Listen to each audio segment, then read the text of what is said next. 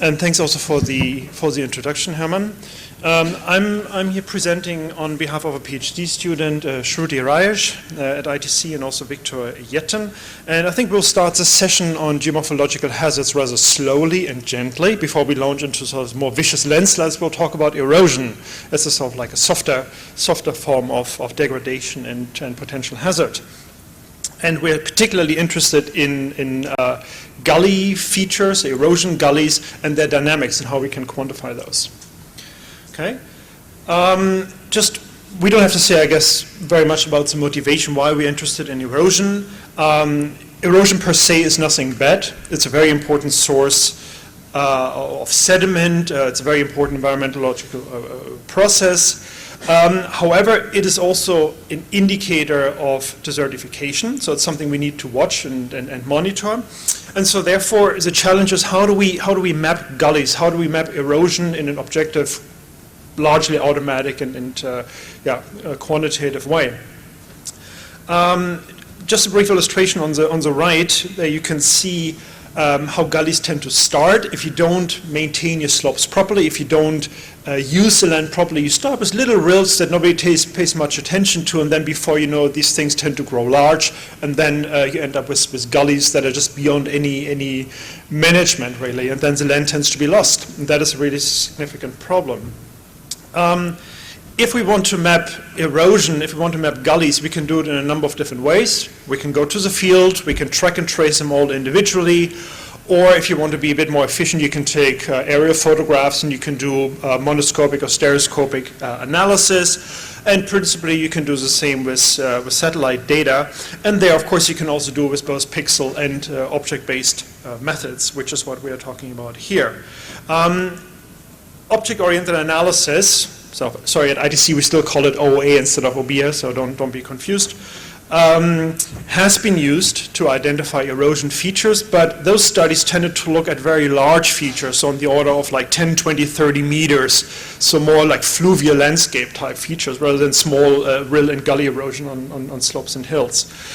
So the objectives that we are aiming at here are really to examine the potential of object-oriented analysis to map complex gully systems and try to find ways to quantify the gullies as well as then the changes over time. And that also implies that we kind of have to pay attention to what change means. What is a change in gully systems? It's not just the physical gully, but also what it means to different stakeholders, and I will talk more about this later on. The first part, the actual identification of gullies, we have addressed in a recent publication, also with Shruthi as a first author, in geomorphology, where we showed how OA can be used just simply for the quantification and tracing of gully systems. And now it's a second step, looking at the dynamics. So what is required at this point? As I said, we do know quite a bit about erosion mapping. But what we need is a method that really brings in our knowledge, right? Our knowledge about the terrain, but also knowledge about sedimentological processes. So issues such as specific catchment areas, the direction of flow, things like stream power index that can be calculated externally. How can we incorporate this knowledge? And again, the stakeholder actually ends up being very important. I'll show you some illustrations in a minute. If you start small, it doesn't really matter to anybody. As soon as your erosion and your land degradation reaches a critical level, it really has different meanings for a land manager, for the farmer, for the erosion community, etc. And somehow we need to see who we are actually providing information for and how we best do this. So the work was carried out in a study area in Morocco, so quite dry area, close to the capital, Rabat, and we used Iconos and Geo-Imagery, pretty straightforward. Resolution is quite good, but when you imagine sort of erosion features on a hill slope and you have 4-meter data, I think you start to see that we're really on the edge of detectability here. Now, let me just illustrates the point with the challenge of what we're trying to do here. Just imagine an area, a vast area looking like this, really showing serious signs of degradation, and you had to map this. I mean, visually it's almost impossible, but I think you can already start to appreciate the difficulty of doing this even with OA. Yeah, these are very tricky features to map. especially when the terrain or when the contrast is not very strong. You have hazy images. I mean, I think you get the idea here. Quite difficult even visually to determine, especially when the vegetation is lost. So you don't really have a strong contrast. Sometimes you have very deep features, so you're dealing with shadow, almost occlusion as well. So it's really, it's not an easy setup. Yeah, this would be kind of the easiest way to start, kind of like individually identifiable gully features. But then from there on, it's a slippery slope, and it gets very, very bad very quickly. So the first thing to do is to identify really different types of gullies, because they have different characteristics, and the way we find them also has to be different. Perhaps the easiest thing to find is a so-called valley bottom gully that you can see here, this big sort of like center black line. If you look at topography, whatever went down to the Talweg of sorts, that's where these gullies tend to form. And they do also change. So for example, changes in area and volume. And let me put this straight already here. We're not even looking at volume at all, because we simply, with OA, we don't have the information to say anything about increase in depths and so forth. So we're really looking at area here, okay? Yeah, and then we have these other types of gullies, such as like simple gullies on valley slopes that you see here. So we have a kind of like retrogression, these gullies kind of like growing upslope, if you will, getting wider, getting deeper, getting more severe. Or we have an increase, not so much in length, but in number. So you have a densification actually of your gully system. And then it gets worse from there on when we look at complex gullies. So they have a kind of either dendritic system or anastomosing system where you have a kind of like branching and then remerging, branching, etc. So you have these blood vessel type, very complex systems. And it becomes challenging even in visual analysis to try to put a label on it and say, okay, what's the extent, how dense is it, how is it growing, etc. So these are quite difficult issues to quantify. So in terms of our methodology, the first part is really straightforward. We use our imagery, we calculate digital surface model, correct that into a DTM, calculate NDVI, which is necessary to, of course, to identify vegetated areas and denuded areas. What is important, and the focus really of this work, is to use our sedimentological knowledge, so including simple things such as slope, but also more specific indicators such as specific catchment area, flow direction, stream power index, and so forth. And so the basic idea is also relying very heavily on texture to identify areas where gullies could potentially occur, right? So candidate areas, then extract gully features in there, and then kind of get rid of everything that looks like a gully but ends up not being a gully, or false positives. And then for the validation, we used digital visual digitization is the word, and that in its own right is a very difficult issue, as we will see later on, because these data are also not accurate at all. So the next few slides focus on the actual OA classification. So we use the method of Dragut et al., the ESP tool specifically, to calculate an optimal segmentation routine, using our multi-layer image as well as DTM information. And within these segments, we calculate the average flow direction that you can see here, and also the different textures. And here you already get an idea. If you know the morphology and the terrain sort of related to this feature there, you can already determine, is this something that flows downslope, or is it more perpendicular to the flow direction, for example? And that would then be the basis to decide, okay, this is actually a plowed field and not a bunch of gullies. Okay. Now, the first identification of potential areas for gully detection is quite straightforward. We use indicators such as slope gradient, specific catchment area has to have a certain size, but also the presence and orientation of texture. And so what you see down here is just a rough first cut where we say, look, these are areas where the terrain is sloped enough and there's enough catchment area to lead to gullies potentially. So we could have gullies somewhere in here, and now the hard part comes of actually trying to find these features and then getting rid of everything else. So In the next step, we're then trying to find our different gully feature types, such as the valley bottom gullies that I already mentioned.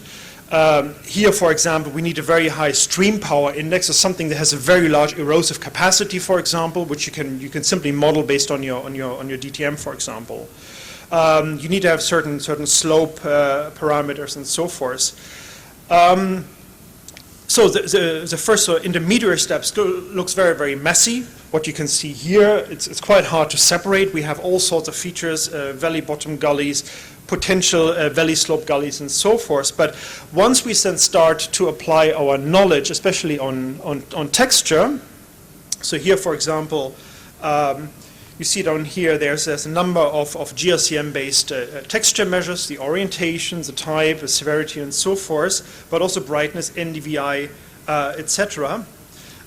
We can then start to approach these individual false positives. But here we're really getting to the point that I think the community is still struggling with substantially, which is the overfitting and the use of hard-coded rules. So when we make our rule sets, yeah, and that's still quite strong in here. You can see this, so certain NDVI values, certain brightness values, etc., which of course comes at a high cost, which is transferability. That is quite clear.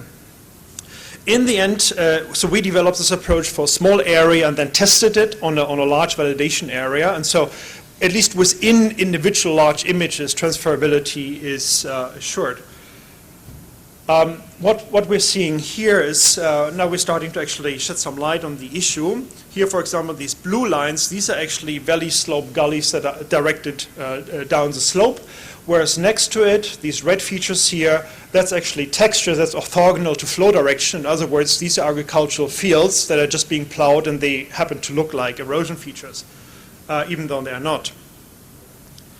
So when we finish the analysis, now what I'm showing here is for two different time steps, 2001 and 2009. You can see that our gully features have been quite well identified for both time steps, and you can already visualize the difference, the increase in gullying activity. Now I'm just going to show you some more specific details for three different sub-watersheds that are indicated here, and I'll show them sequentially now in the next few slides. Yeah, so there's sub-watershed 1, 2, and 3. In red, well actually in blue, you see what we extracted with object-oriented analysis, and in red is what we sort of hand digitized, okay? And you can already see that there's very good correspondence, but also because this is a very easy area, obviously. Yeah, these are just a handful of small linear features. And if you look at the numbers in terms of square meters, these are actually very comparable between the manual results and the OOA results. With the more complex gully systems, things get more difficult. Again, in blue, you see the OOA results. There's, in general, very good agreement, but what you notice here is that actually there's a big discrepancy in the 2001 image between the manual results and the OOA results. And the reason for that is that with manual mapping, we're actually not as good in tracing these very fine indicators. So in other words, we're actually underestimating the gully situation here, which of course has to make us question our validation results. In other words, our reference set is much too small. Okay, so which really shows that in fact OA, if you apply it well, can go beyond what you can do with manual digitization. So the results for sub-watershed 3 are very good. Again, the numbers are extremely comparable. If we look at the figures now and try to quantify change, again, we have to note that there are some discrepancies here. We find that there's this sort of like massive increase in manual digitalization from 2001 to 2009, which is really this artifact that I mentioned before, that in the 2001 image we simply were not able to trace these fine elements which ultimately determine the entire outline of the gully. So it's quite easy to misread these numbers. So just a brief final point, I think my time is almost up. We also focused on gully density by using the skeleton information of our individual gullies. And if you do that, now the computer is not cooperating. you can also quantify that. And this is actually very useful information for land managers, potentially farmers as well. This is, in a nutshell, a visualization of what happened to the land in the space of 9 years. And so the darker the colors, the grimmer the picture, really. So just a brief conclusions here. We would argue that object-oriented analysis is well able to map gullies, both simple as well as complex gully systems. Once you develop the rule set, it is quicker as well as more objective as traditional methods. It is strongly based on feature knowledge. So you have to bring in this geomorphological and erosion knowledge to make this work. But of course, there's still this big caveat that I hope in the next few years we'll be able to address and tackle, which is the strong use of fixed thresholds. That is still quite strong here. We've shown that the method is appropriate to assess changes within gully system boundaries. So again, very strong quantified information. And we could also show in this study for our study area that indeed the situation in a very short time period actually has gotten quite bad.